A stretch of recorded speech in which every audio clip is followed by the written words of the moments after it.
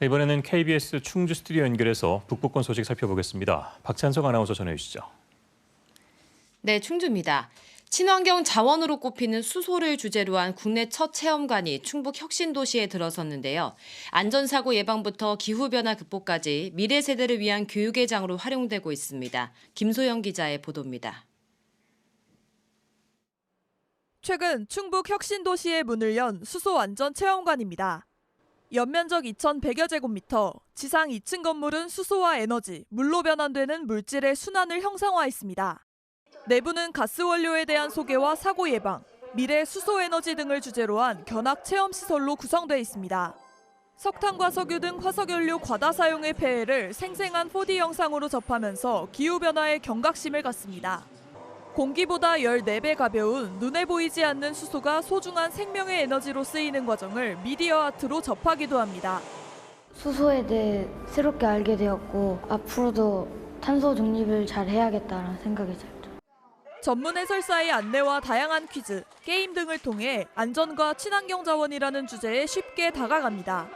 이렇게 좋은 공간에서 직접 와서 경험하고 체험하면서 효과도 있었고 아이들한테 중요성도 높아지지 않았을까 싶습니다.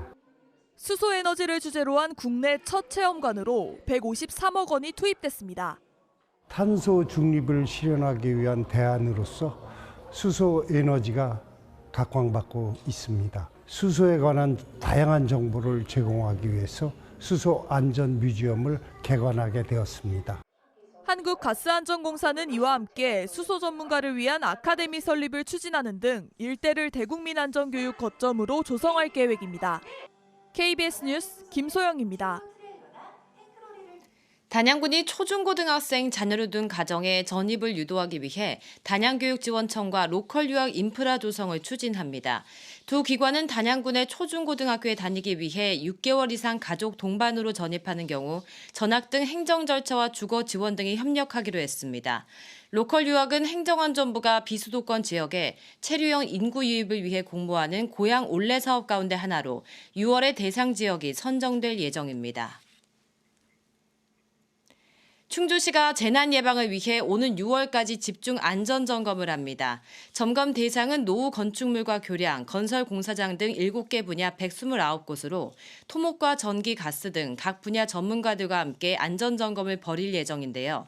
점검 결과 경미한 사항은 즉시 시정 조치하고 중대 결함이 발견될 경우 사용 제한 등 긴급 안전 조치를 할 방침입니다. 충주의료원과 충주장기요양기관협회가 오늘 의료원 회의실에서 지역사회 건강 증진을 위해 상호 협력하기로 했습니다. 이에 따라 두 기관은 중증 치료가 필요한 노인과 장애인이 최신 의료 서비스를 받을 수 있도록 돕기로 했습니다. 또 두 기관 사이 중복되는 의료 서비스를 최소화해 환자들의 의료비 부담을 줄이기로 했습니다. 제천시가 오늘 SK텔레콤 행복커넥트와 AI를 통한 홀몸노인 돌봄 서비스 업무 협약을 체결했습니다. AI 홀몸노인 돌봄 서비스는 AI 상담사가 홀몸노인에게 전화를 걸어 안부와 몸 상태를 물은 뒤 결과를 공유해 대처하는 사업입니다. 제천시는 내년 4월까지 3,100여 명을 대상으로 시범 실시한 뒤 사업을 확대할 계획입니다. 지금까지 충주에서 전해드렸습니다.